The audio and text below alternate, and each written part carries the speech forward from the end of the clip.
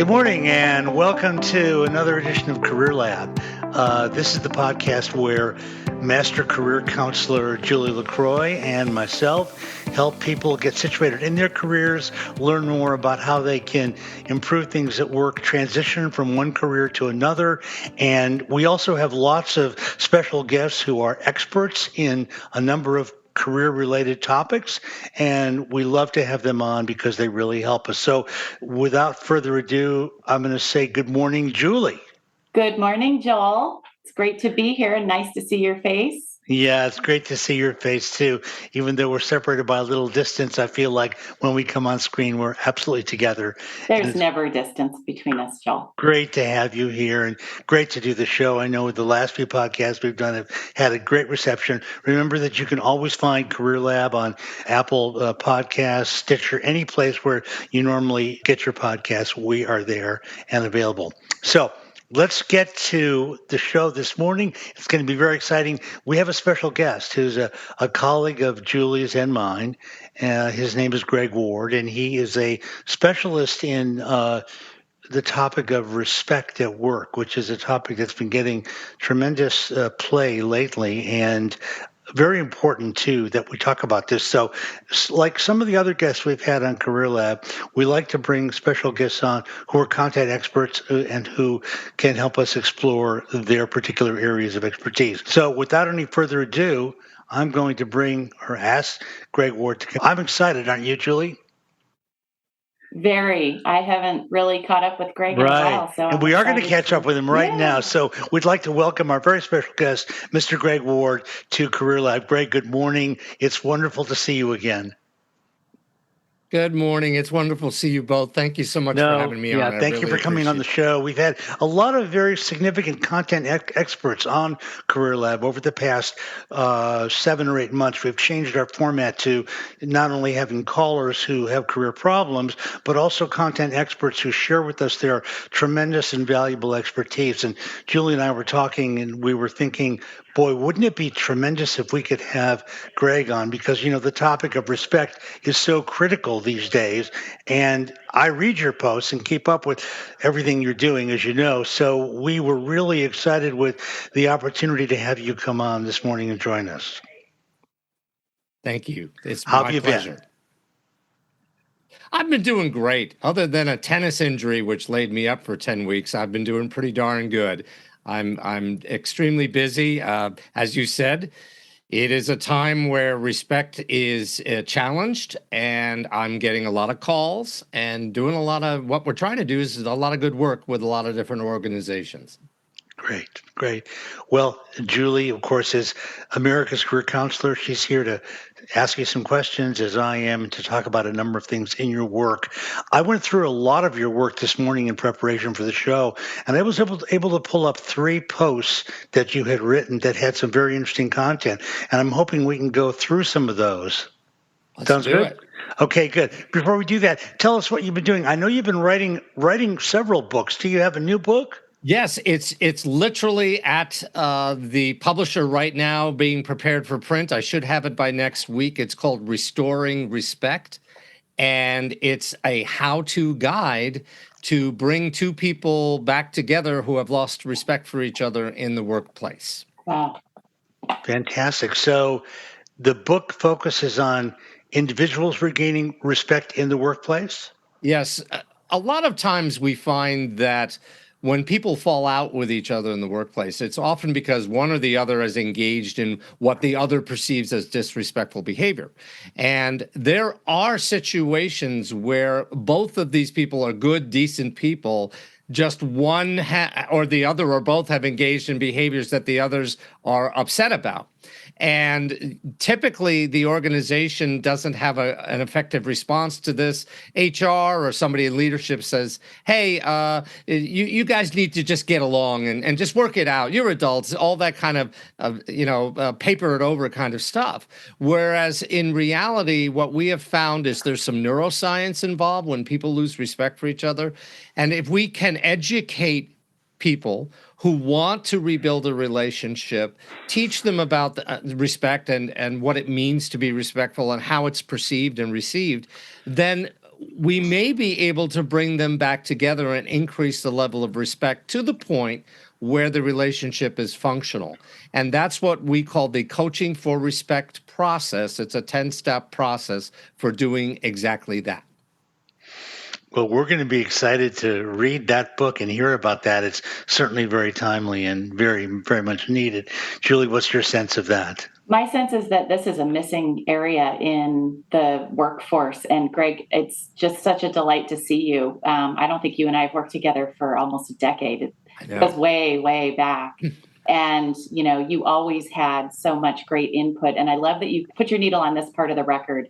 I have found in life, no matter what the relationship is, that it's very, very easy to be respected, but it's very, very difficult to respect. One is a feeling and one is an action. And I made a New Year's resolution about 5 years ago that I was going to respect my mom and be a great daughter. And I've really, really dove into the concept of respect from a personal standpoint, and it has helped me so much be a better daughter to her, respect her and love her through any of our differences, which there aren't many. She deserves everything. But I think it's also helped me strengthen my resolve to be a better person to other people at the expense of myself. And I love that there's a gift in being respectful. To me, there is. And I would love to hear more about what your 10-step process is and maybe some examples of, a successful case study you've been a part of and some great tips for our listeners and for Joel and myself as well. Terrific. Thank you for asking. And I'll also give you a failure as well, because I think it's important to note that the process doesn't always work. And there are many variables involved. But I wanted to go back to something you said about a gift. There's some recent neuroscience that indicates that when you treat someone with respect, they get a little bit of a hormone called oxytocin. I'm sure you've heard of it. It's also known as the love or bonding hormone. And they feel good. And as a result, they tend to respect you back. And you get a little oxytocin too. So respect is very, very contagious. And what we have found is if you create a culture of respect, what we call ARCs, or actively respectful cultures, inside of an organization, you will have high performance, you'll have a lot of happy people, and your customers are going to be treated very, very well. Yes. So it's a win-win-win, and it's not hard to do. It's just a bit of understanding of what respect is, how it operates, how you can give it respectfully, and how you can feel in integrity when you do give it, and how you can receive it with integrity as well. So the book is really designed, it fits into a narrow window where two decent people have been working together. Something happened, somebody did or said something, and the other person perceived it as disrespectful. And it got elevated to a certain degree where the traditional HR response of a disciplinary action or some kind of investigation would have been too heavy-handed. And then they call us up and they said, hey, would you run the respectful leadership, the coaching for respect process with these people? And the first thing that needs to happen is they need to want to be in the process. They need to volunteer.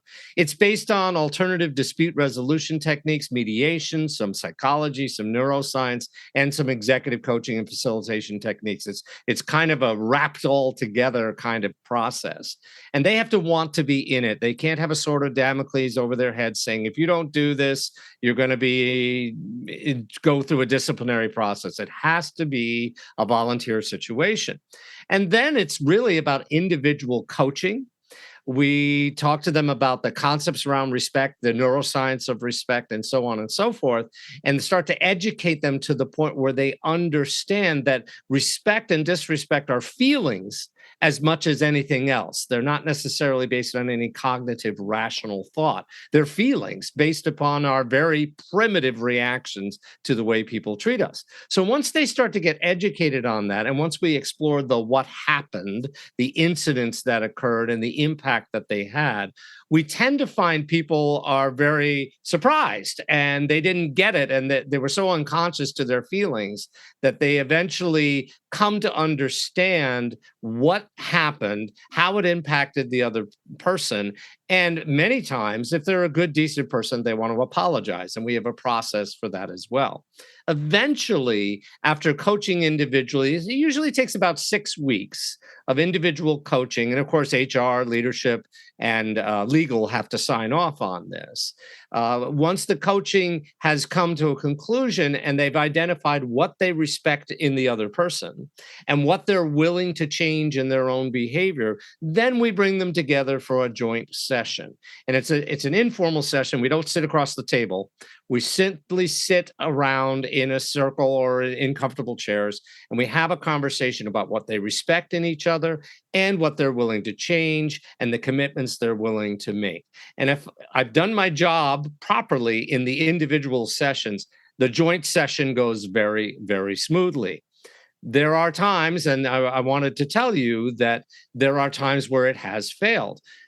Specifically, two incidences that come up regularly. One is one of the parties believes that there's been what we call an unrightable wrong, that the person did or said something that was so egregious, that went so far over the line. And we're not talking about bullying and workplace harassment, hostile work environment, those legal terms. We're talking about just below that level, that the person feels that it was so egregious that no amount of coaching, no amount of work, no amount of discussion, no amount of apologies is going to change their opinion, that they have lost all respect and there's no way they want to work with that person again. And if we discover that's the case after coaching, I say, okay, I go back to the organization. I say, we are not going to be able to reconcile these two people. There's just one or both feels there's been an unrightable wrong. The other reason it will fail is when one or both of the participants are out of integrity. They're saying they want to do this, but really they're afraid their career is going to be derailed. Or they're saying they want to participate in the process, but they really have no respect for the other person. They just want to get it over with and done with. And it's just a ruse to escape further disciplinary action. So it is entirely possible that I could go through the process to a certain level, and as the facilitator, I get to make the call. I just say, nope, these folks are out of integrity. We're done. And that is imperative that the organization that brings us in to do this gives us permission to say, yes, we're going to call it off, and that's that. There's so much we want to cover. I felt to make this more helpful for our listeners, a lot of whom don't really understand some of these concepts and how to really put them into action. I thought, who's better words to find than your own? So I went through a number of your posts and wanted to talk about that if we could today. So the first post I'm looking at here off screen is called Strategies for Giving and Receiving Feedback, about how to do that. And you have 3 guides. So set ego aside, use straight talk, and focus on the future. So can you walk us through those 3 steps so people know how to give and get feedback a little bit better? Thank you, Joel. I think one of the biggest challenges that all of us have is giving feedback in a way that the other person can hear it without getting defensive. And so it's imperative that we set our own ego aside, and that what we believe ourselves to be. Many people like to give feedback directly. I'm not going to beat around the bush. I'm just going to give you direct feedback. Well, the problem with that is that's all they think about is I'm good at giving feedback, so I'm going to give it to you straight. That's kind of an excuse for being rude. So you have to turn on your emotional intelligence switch when you're giving feedback. You have to think, okay, how is this good person going to receive this? What is my goal here? My goal here is to get them to change their behavior and do better on whatever I'm giving them feedback on. So if I give feedback in a way that my ego tells me, just give it to them straight, it's likely that they'll just shut down and become defensive. So we have to think about what the end goal is, or what I call the end state. So if I need to modify the way I give feedback in order to help that person hear it and not be defensive, then why not? Why not? That's the whole purpose of feedback in the first place. And the second part about giving it to them straight. Well, if you focus on behaviors and not, you don't want to blame the person or make the person be wrong or bad. You want to focus on the behaviors and the impact those behaviors had on others, on you, on and even on themselves. And once you focus on the behaviors and the impact, then you can make a request. You can say, look, in the future, here's what I would prefer that you do. And so whenever you ask someone to stop doing one thing, you want to replace it with something that you want them to do. You can't just say, stop doing that and expect it to end. It's just not going to work. So you need to replace it with the positive behavior. So essentially the 3 steps are let go of your ego, give it to them straight, and at the end of the day, focus on what you want the end state to be. 9 times out of 10, you'll be okay. Okay. Well, these are the kinds of things that I think our listeners will find incredibly useful, don't you, Julie? Absolutely. I think that the one huge takeaway for everybody there is to learn to decipher between the emotionality that you're experiencing and the actual behavior that the other person exemplified. The behavior is the movement and actions that create the effect. Often the effect is an emotional reaction in us or those around us, but you have to separate that and really just look at the actual behavior. And just like Gregg said, what was the impact on the organization or the group or me or my performance, my deadline, whatever it is, and keep it at a business level from a behavior standpoint. I fully agree with that. And I've worked with companies before and helping them on some of that proper feedback loop. And I can definitely see how that is a cornerstone to building a respect model in an organization. Once you start with teaching people that, then you have a communication protocol you can build on.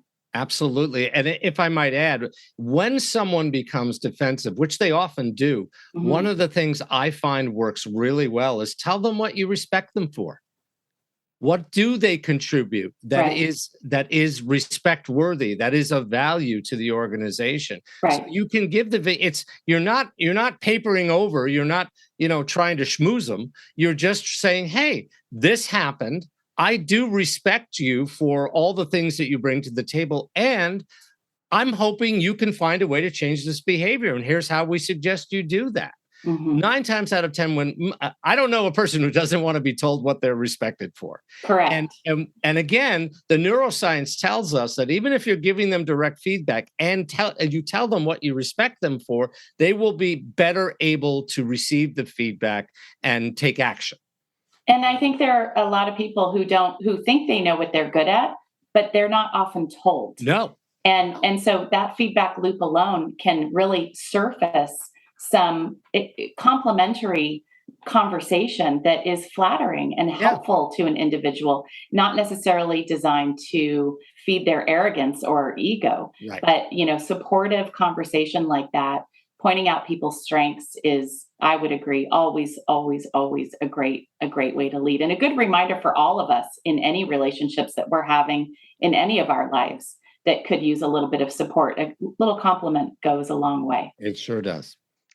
Well, I work, as you know, Gregg, as an executive coach and a business development coach at a lot of companies. So I'm always in there, and I'm working with a lot of companies right now. And frankly, I have to say, unfortunately, that I see a lot of disrespect in the workplace, a tremendous amount, a lot of it subtle and covert, less than, really aggressively overt, but still dramatically high levels. So much so that I feel sometimes when I'm working in a company and I'm focusing on a goal, let's say like capital acquisition, getting them money or something, or helping them develop their managers, I could really stop everything I'm doing and focus only on respect the whole day. That's the level of still workplace disrespect. So in that context, I brought up another one of your posts, which is 6 steps to rebuilding respect at work. So I'm going to read through these, and then maybe you can walk us through them. Would that be okay? Sure. Good. So here are the steps. Number 1, admit it. Number 2, agree to do something. Number 3, know it takes 2 to tango. Number 4, own your own stuff. Number 5, look for things to respect. And number 6, agree on a framework for the future. Maybe you could talk through those since it's such a huge issue. when you are trying to build a respectful relationship or someone is engaged in disrespect, your willingness to own your stuff, and I think if it's okay, I might say to own your shit, is really the crux of the matter. I can't tell you how many times I have sat down, I'm sure you both have. You've sat down with an executive who basically seems to think that they walk on water and that nothing they do is a problem. And they don't own their stuff whatsoever. And they don't understand why people's noses are bent out of shape because of their behavior. So I think it's imperative upon us as leaders to understand that we're human just like anybody else. And here's what's really cool. The research that we've done indicates that if you are willing to own your stuff and apologize for it, what actually happens is respect for you goes up. It's the leaders who say, it's no big deal. I was just having fun. Don't worry about it. It doesn't matter. Those are the leaders who actually lose respect. But the ones who own it, the ones who say, yep, I did that. That had a negative impact on you. I'm sorry, and I mean that, and it won't happen again. Those are the ones that actually, all of our research tells us that actually gain respect with their employees if they do that. But so many leaders are so afraid either of appearing to be weak or soft that they just absolutely refuse to own their stuff, and it's a self-defeating strategy, quite frankly. Now, their employees might actually obey them; they might even fear them, but that's a horrible recipe for retaining your good talent. In today's workplace, I mean, people will walk in a heartbeat, and who should blame them? I don't know if you know that MIT Sloan School of Business came out with some research in January that said a toxic workplace is 10 times more likely to cause someone to quit than low compensation. 10 times more likely. And that was a massive research study that was conducted during the so-called Great Resignation, which we call the Great Reconsideration. So at the end of the day, all we're trying to say is if you want to gain respect with your team, even if you're not a leader, if you're not a boss, you're not a manager, own your stuff. Own your stuff. Admit that you're a human being, and the likelihood is you will be respected for it. As a corollary to that, there was one thing I wanted to make sure I got in this morning because it's something I face a lot and something I have a lot of experience with, and it's a concept you've also written about. I saw your post about it earlier, called psychological safety in the workplace. I feel like so many people at work are not really feeling comfortable to say and express what they feel. And I'm not talking about broad political opinions. Right. I'm just talking about basic kinds of things, especially related to the work environment, their colleagues, their supervisors, all the way up to their CEOs. This is a massive problem. It is. I've been tuning into webinars and reading and writing a lot of things about this, and just finished a post myself about it. And I wanted to maybe just have you speak to the issue if you could. Absolutely. Thank you, Joel. I think that I have come over the past 2 decades to the realization there's kind of two mindsets out there. One is the mindset that I grew up with. You join a company, you join an organization, you start at the bottom, you keep your head down, you work as hard as you possibly can, and eventually over time, you will be elevated and promoted, yada, yada, yada. And you put up with a lot of disrespect because that was the way it was when I was growing up. I'm a baby boomer, and that was just the way it was. We now have a completely different situation. Our millennials and our Gen Z employees will, by 2025, make up well over 50% of our workforce. And they are in terms of degrees, the most highly educated workforce in history. And I am the parent of 3 millennial children, and none of them meet the stereotype of being slackers or entitled or too sensitive or too soft. Quite the opposite is true. They're all hard drivers. They all work extremely hard, and they all want to succeed. So we need to realize, those of us in leadership roles, we need to realize the world has completely changed. And to treat people with disrespect because that's just the way it is, you have to pay your dues. Nonsense. It's nonsense. It's actually so destructive. It doesn't need to happen. If you treat people with respect, it's really cheap. It doesn't cost a lot of money.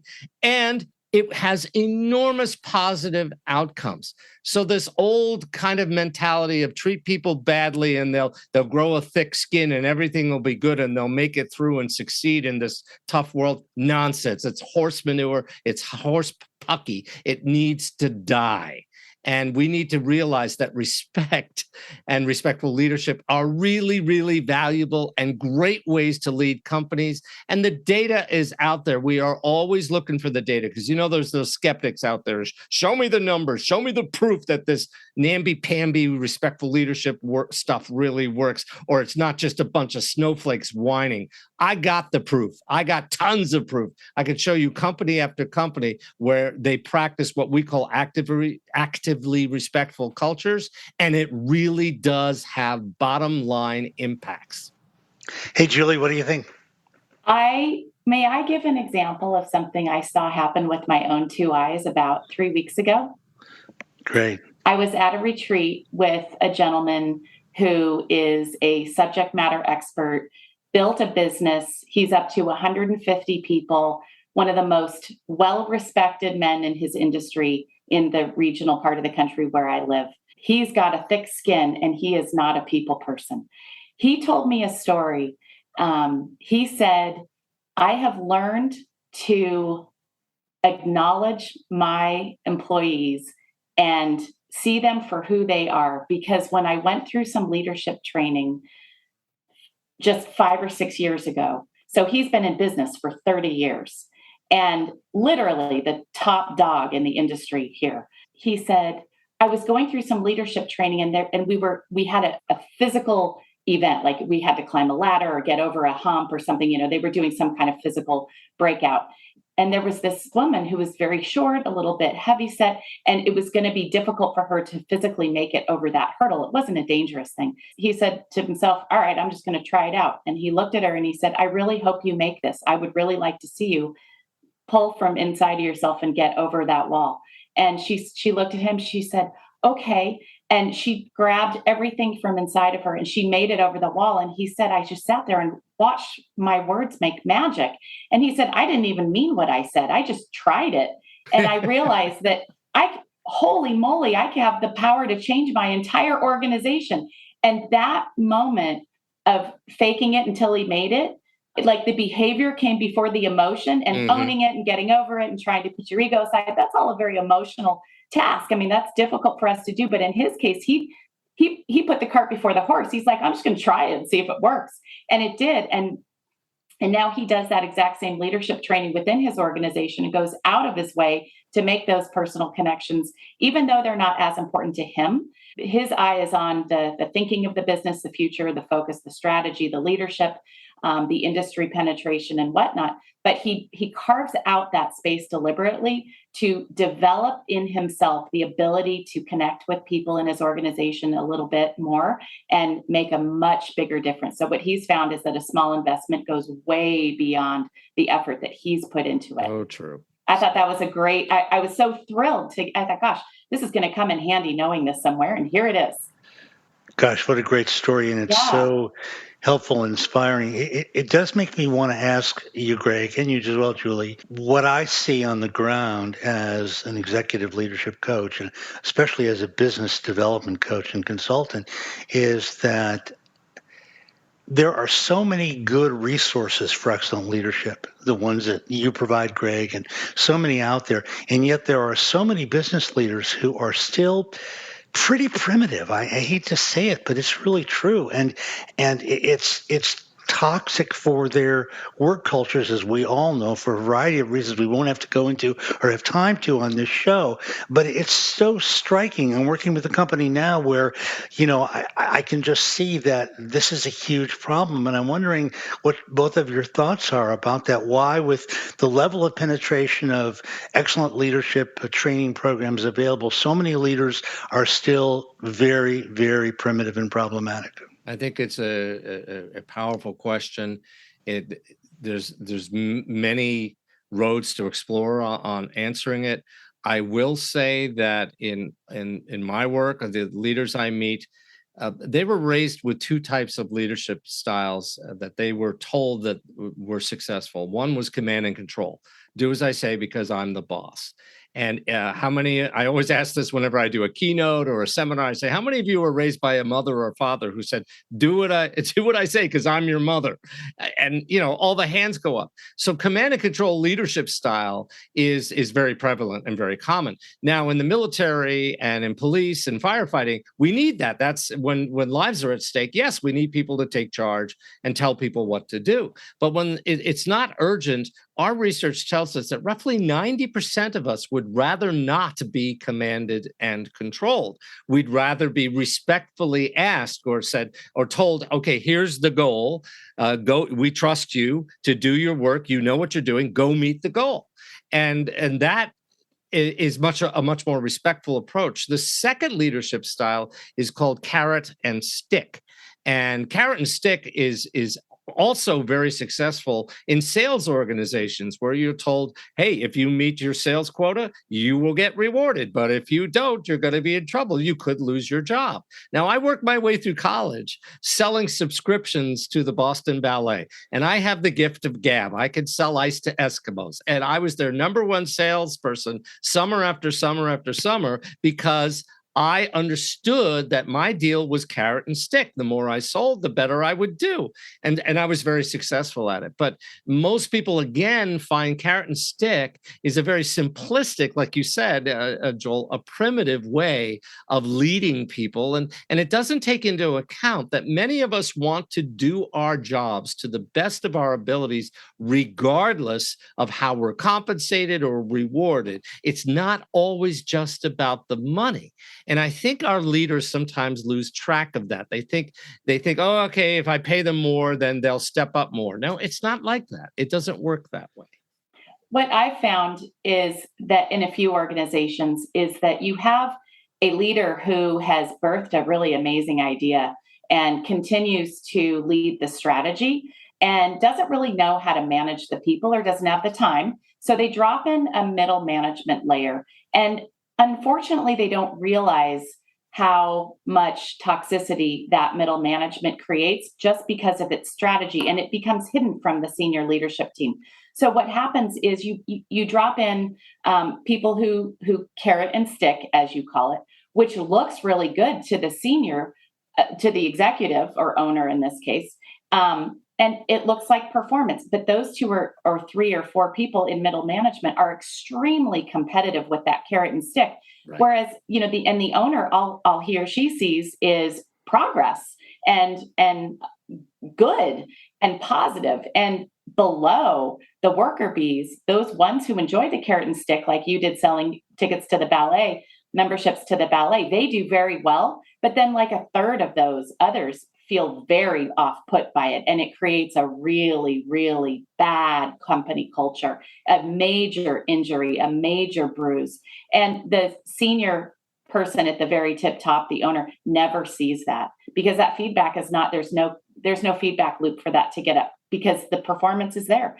And so what happens is you end up with an organization of people who are ready to quit or give up or not, they're demotivated by the carrot and stick. There's another way to motivate them, but any other person dropped into middle management who tries a different connectedness, if you will, to those other salespeople who need a little different style of coaching, that person ends up getting squeezed out because they're not carrot and sticking. So I think what happens is there's some lack of visibility between what that middle layer is doing, which in some net, it's very effective. It's just not necessarily the most sophisticated option. And it's not sustainable either. It's not sustainable. You can do it for a little while. Yeah. But eventually, you see this with car dealerships all the time.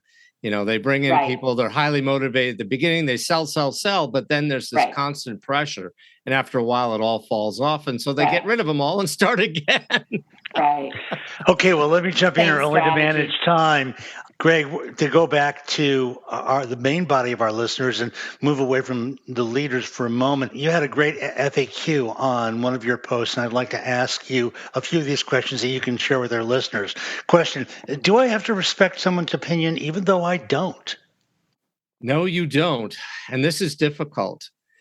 Very often people use the line, well, respect my opinion, and that's a way of getting out of an argument or a discussion where people disagree. The problem is when you tell someone that you respect their opinion, they take that as you actually agree. And they take it as a badge of honor that they came away from this disagreement having their opinion actually respected. The problem is when you say that, you're actually out of integrity. If you don't honestly respect that opinion, and the examples I often use is well, my opinion is that, and I hate to be political here, but women should not control their own bodies. Well, if you have no respect for that opinion, and then the person says, well, we'll just have to agree to disagree, respect my opinion. If you do that, you are out of integrity, not only with them, but with yourself. What you can say is, I respect you as a human being. Now, that they might not like that. That might piss them off. But at the end of the day, when you are undermining yourself, when you tell someone that you respect their opinion when you do not, you have to stand up for your own level of belief in your own opinions. The moment you give that up, well, then you're off to the races. So no, you do not have to respect someone else's opinion, but I would say you do have to respect them as a human being. And they may not like hearing that, but that is a much better way of maintaining your own sense of self-worth. One of the things I tell my early career clients, let's say 0 to 10 years of experience, and there's some significant upskill there in the 7 to 10 year range, but I would include that.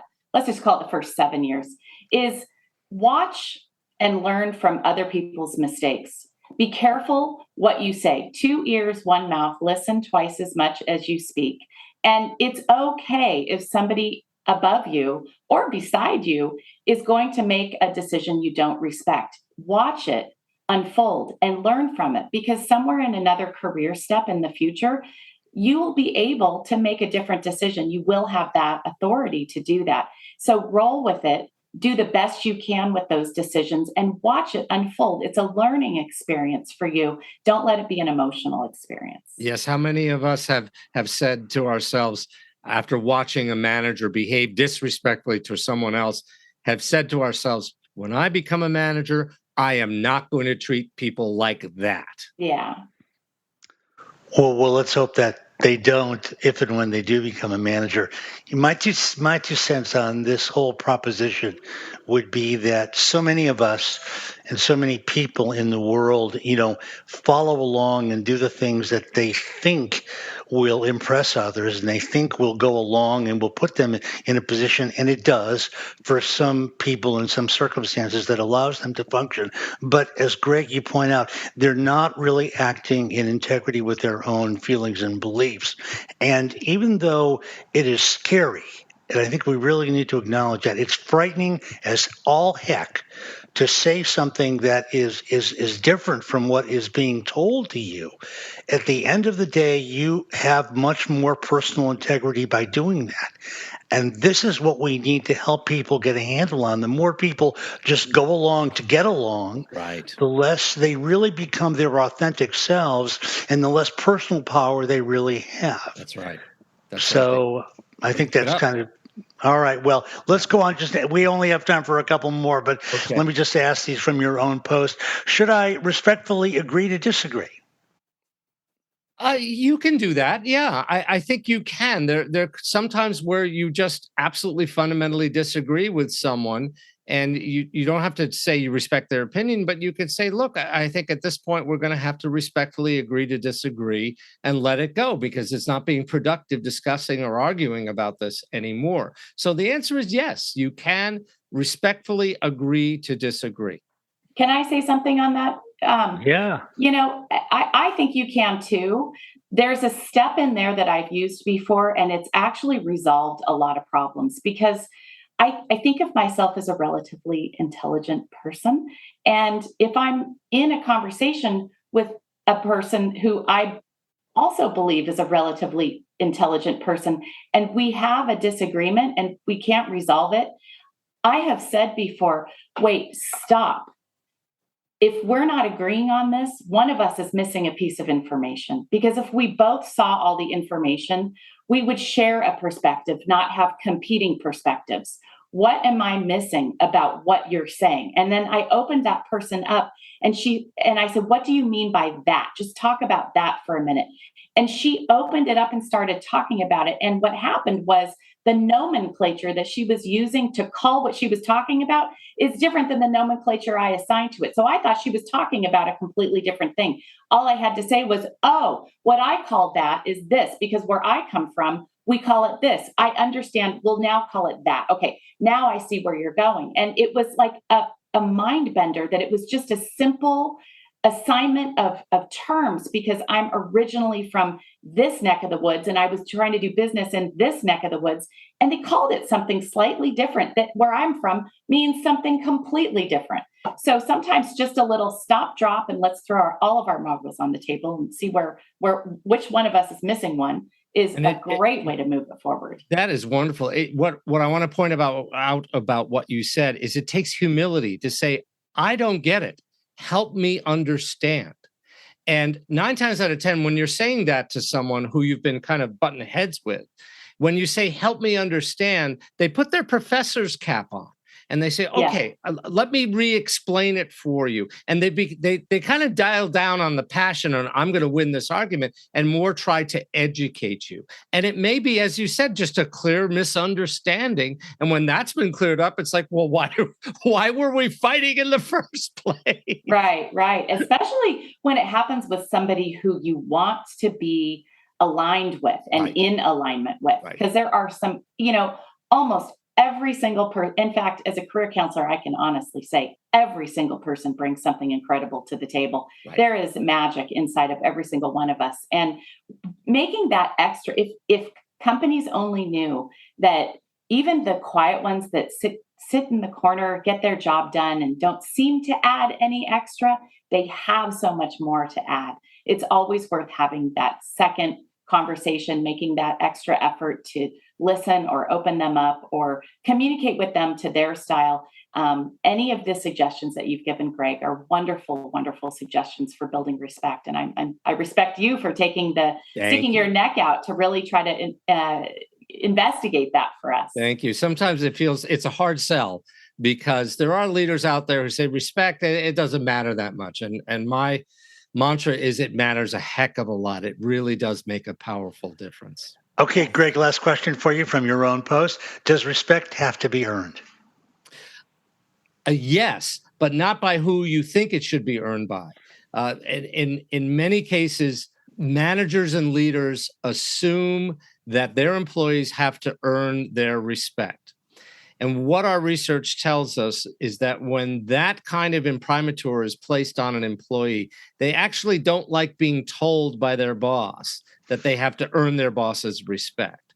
Rather, what we found is when a boss goes out of their way to earn their employees, their subordinates' respect, that's when they truly will be respected. So it's not what you think. A lot of people think, oh, I've got to earn my boss's respect.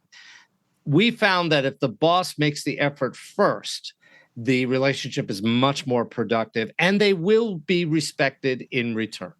Well, we know you've got to catch a plane because you're delivering respect all the way around the country. And this has just been a fantastic and wonderful experience. I know that all the listeners of Career Lab who enjoy and profit from what Julie and I share with them will really, really gain a lot from this morning's talk. Gregg, I just can't thank you enough for joining us. It's been a great experience. And hopefully some of our listeners will have some good first steps for detangling some of those difficult relationships at work, and understanding that if you drop your sword and ask a question, sometimes that's the beginning of something beautiful. Indeed. Okay, everybody. So, as everyone knows who is a fan of Career Lab, we post videos from our podcast up on LinkedIn, and Gregg will have some videos as well. Please like those, follow those, follow Gregg, who's on LinkedIn himself. And the name of your organization, Gregg, is Center for Respectful Leadership. That's right. And it's right up there on your masthead on LinkedIn. And we want to once again congratulate you on working in a wonderful area, doing such great work. And it's great to see you. Take care, and we hope to see you soon. Thanks, you both. Gregg. My pleasure. Listeners, we want you to know how much we appreciate your patronage of Career Lab. Like us, follow us on all major platforms. We know that Career Lab offers a lot of tremendous insights with America's career counselor, Julie LaCroix, and myself driving the bus and providing this material for you. So we're grateful for your support of our podcast, and we hope you'll continue to do so. We promise to give you the best and exciting guests and great insight about all things career. Well, we're back, Julie, and gosh, wasn't that a wonderful experience having Gregg as our special guest? Yeah, Gregg's really fine-tuned his focus, and boy, is that a critical area. What a gap in the executive coaching world. I'm so glad that we were able to have him on to share some of his best practices and ideas. And there is a lot of science behind feeling good, and you can do that at work and be productive at the same time without excluding others. It takes the whole company to be effective, and I think that he's got a really good formula for bringing out the most in an organization. So what I noticed was that you were able to deliver some very interesting practical sort of tips, which is so much part of your métier, being able to do that. And it was fantastic because Gregg's much more about high concept material, and then you were able to bring in a lot of practical suggestions as well too. I felt like I was in the midst of two giants, and it was really exciting to watch the two of you interact during that segment.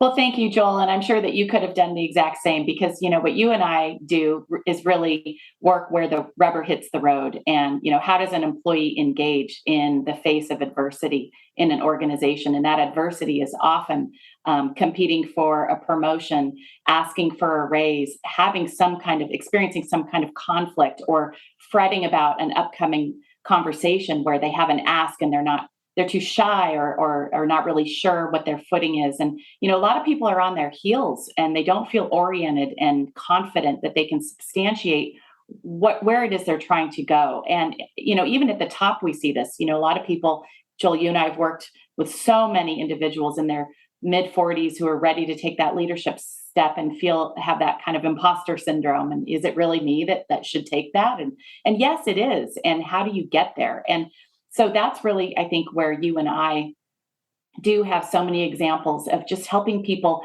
unpack and understand what their value is, and then help them create the verbiage to address that and overcome some of our own personal feeling that it's not going to go well. Because often if you ask, it will go well. Yeah, we are both uniquely situated to deal with that kind of work, and we are doing it.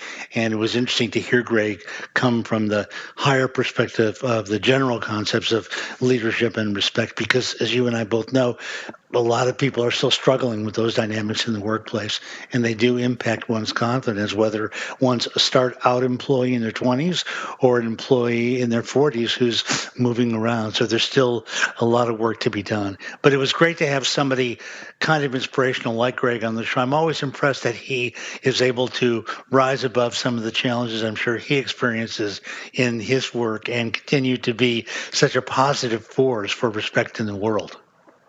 Yeah, me too. He was a wonderful guest. Okay, well, we're going to take a short little break. We'll be back in a moment, everyone, and we'll have our next caller.